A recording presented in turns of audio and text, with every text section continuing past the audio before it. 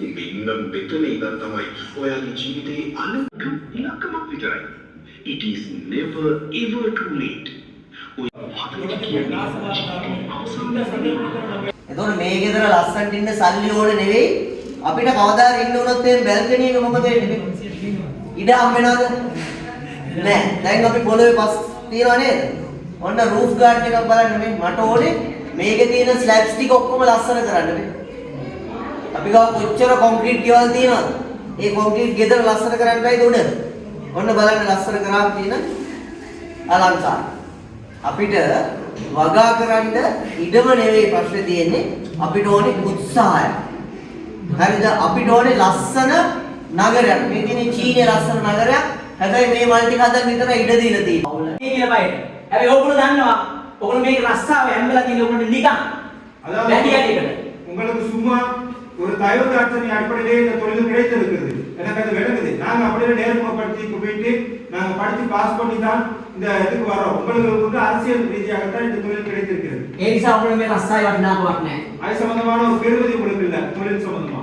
ඕගොල්ලෝ හිතනවා මේ රස්සාවේ ගෙදර දැම්මාම දේශපාලකේ කරා පස්සේ ගිහිල්ලා ආයෙ ගන්න පුළුවන් කියලා. அதான் நீங்க நினைக்கிறீங்க இந்த தொழில் எடுத்து வெளியே போட்டோனே அரசியல்வாதிக்கு பின்னுக்கு போயிட்டு திரும்ப அந்த தொழிலை பெற்றுக்கலாம். කට්ටිය අත උස්සන්න බලන්න.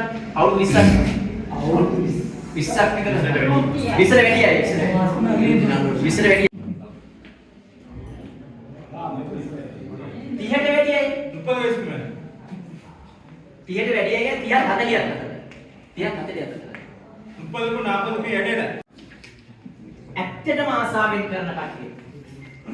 මේ රස්සාව ගැන ආඩම්බර ඇත්තටම ආසාවෙන් කරන කට්ටිය.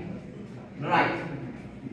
මේ රස්සාව අකමැත්තෙන් කරන අය කවුද කියලා මට අත උස්සන්න. விருப்பம் இல்லாம செய்யறவங்க யாரு? අකමැත්තෙන්. ඔව්. සමහර මිනිස්සු ඒක වැඩි විද්‍යාර්ථී කතා කරන්නේ. සමහර මිනිස්සු කුණු වෙන දානවා.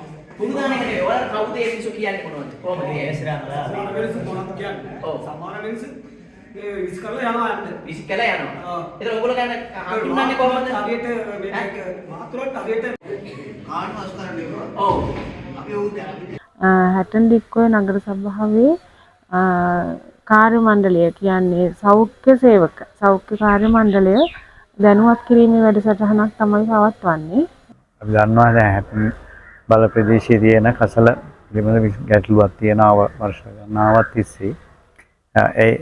ඒකේදී විශාල කාර්යයක් කරන කොටසක් තමයි මේ සෞඛ්‍ය කාම්කරුවන් සහ කර්මාන්ත කාම්කරුවන්.